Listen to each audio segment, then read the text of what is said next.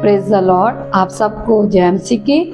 परमेश्वर का धन्यवाद करते हैं परमेश्वर की इस पवित्र हजूरी के लिए, और हम आशा करते हैं, विश्वास करते हैं कि आप प्रभु में ब्लेस हैं, प्रभु ने आपको आशीष दी है। सो आइए हम परमेश्वर के वचन की तरफ जाएंगे।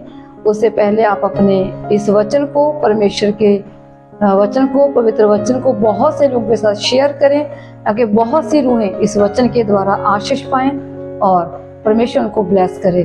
तो अपनी प्रेयर रिक्वेस्ट कमेंट बॉक्स में जरूर राइट करें, हम आपके लिए प्रार्थना करेंगे, क्योंकि परमेश्वर का वचन कहता है एक दूसरे के लिए हमेशा प्रार्थना करते रहो। सो आइए हम परमेश्वर के पवित्र वचन को देखते हैं, जो हमें भजन संहिता उसका हम देखेंगे 37 अध्याय।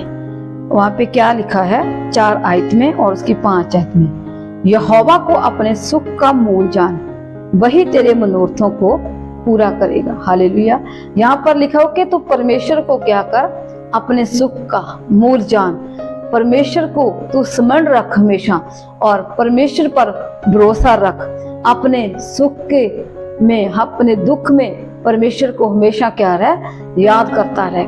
और वह, आगे वचन में लिखा, वह तेरे मनोरथों को क्या करेगा, पूरा करेगा। जो परमेश्वर है, प्रभु यीशु मसीह, वो तुम्हारे हर एक मनोरथों को पूरा करेगा। वचन कहता है कि मैं तुझे किसी के सामने शर्मिंदा नहीं होने दूंगा, मैं तुम्हारी सब शर्मिंदगियों से तुझे मैं आजाद करूंगा। अगर हम परमेश्वर को अपने सुख का, अपने जीवन का, अपने जीवन में ग्रहण करते हैं, उसको अपने जीवन का स्रोता मानते हैं, तो हम जानते हैं कि यीशु मसीह हमारी चिंताओं को जानता है।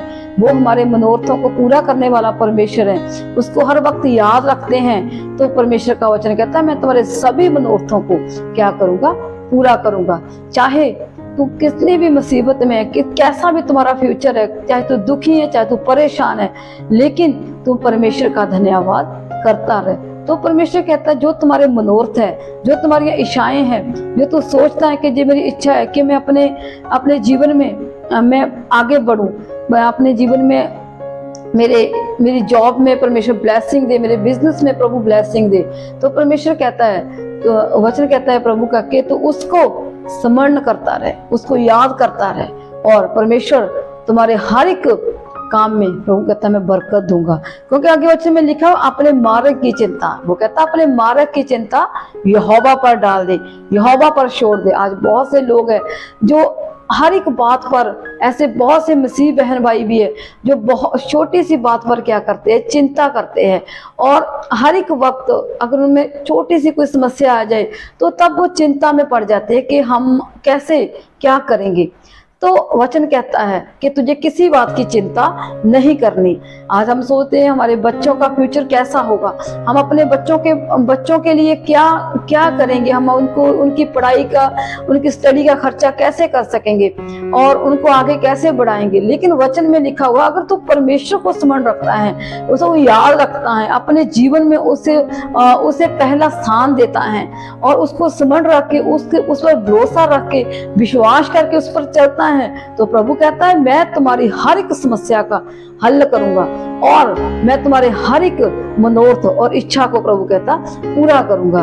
क्योंकि उसने हमें कहा है कि अपनी चिंता मुझसे पर डाल दे। क्योंकि वचन में लिखा है कि हे बोझ के दबे लोगों मेरे पास आओ, मैं तुझे क्या करूंगा, आराम दूंगा। आज बहुत से लोग ऐसे हैं जो अपनी आर्थिक तंगियों के कारण चिंताओं में फंसे रहते हैं, उनके ऊपर बोझ रहता है, डिप्रेशन में रहते हैं, और वे हर वक्त डिप्रेशन में रहते हैं, उनके मन को शांति नहीं मिलती, और वह अशांत रहते हैं, हर वक्त इरिटेट रहते हैं, और जिसके कारण उनके घरों में भी बहुत सारा क्लेश बढ़ जाता है। लेकिन परमेश्वर का वचन कहता है अपनी सारी चिंताएं, प्रभु कहता है अपने मार्ग की सभी चिंताएं, जो तू कहता है कि मेरे जीवन में ये क्या हो रहा है, कौन सी ये समस्या मुझसे दूर नहीं हो रही है, और मेरा फ्यूचर कैसा होगा, प्रभु कहता है ये सब चिंताएं तू क्या कर, मुझ पर छोड़ दे। अपने घर के खर्चे, अपने सब घर की समस्याएं जो आपके जीवन में हो रहा है, प्रभु का नाम वो सब मुझ पर छोड़ दे। हमें परमेश्वर पर छोड़ने की जरूरत है। जब उसने हमारे साथ वादा किया है, उसने कहा है हमें कि मैं तुम्हारी चिंताओं को उठा लूंगा, मैं तुम्हारे बोझ को उठा लूंगा, मैं तुझे आराम देने के लिए आया हूँ, मैं अपने बच्चों को किसी चिंता में नहीं पड़ने दूंगा। तो हम क्यों चिंता में पड़े हुए हैं फिर? तो क्यों हम परमेश्वर के इस वचन का अंगीकार नहीं करते? तो आज हमें इस परमेश्वर के वचन को स्मरण करना है, अंगीकार करना है। प्रभु मैं अपनी चिंता तुम्हारे हाथों में देता हूँ। सो आज जो भी कोई चिंता में है, जो कोई समस्या में, अपने घर के प्रति समस्याएं, अपने आर्थिक समस्याओं को देखकर, अपने बच्चों को देखकर हर वक्त चिंता में डूबे रहते हैं, तो प्रभु के इस वचन को याद करो कि प्रभु तुम्हारा वचन कहता है। इस वचन को अंगीकार करो, दिन रात इस पर मनन करो और इसको अपने हृदय में बसा लो, अपने को पकड़े रखो। प्रभु तू मेरे मनोरथों को पूरा करेगा, मेरे रिश्तेदारों में तू मुझे ऊंचा करेगा, मेरी शर्मिंदगियों से तू मुझे आजाद करेगा। जिस बीमारी से मैं ग्रस्त हूँ, वो इस बीमारी से तू मुझे चंगा करके मुझे खड़ा करेगा। प्रभु मैं बहुत से लोगों को गवाही देने वाला बन जाऊंगा। प्रभु इससे हमारा वचन मेरे जीवन में पूरा हो।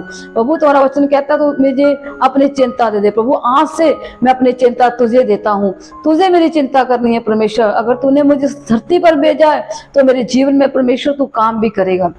तो हमें इस बात का अंगीकार करना है और परमेश्वर के वचनों को याद करना है। लेकिन हमें परमेश्वर को टाइम देना है, हमें सुबह शाम परमेश्वर के आगे जाना है, उसकी हजूरी में जाना है और इस वचन को हमें स्मरण करना है, इस वचन को बोलकर हमें प्रार्थना करनी है और इस वचन का हमें अंगीकार करना है कि मेरी चिंताएं मेरा परमेश्वर करता है, वो मेरे मनोरथों को पूरा करेगा, वो ही मेरे जीवन का श्रोता है और मैं उस श्रोते में से जो प्रभु यीशु मसीह मुझे देता है उनमें से ही मेरा परमेश्वर मेरी जरूरतों को पूरा करेगा और प्रभु मुझे हर समस्याओं से बाहर निकालेगा।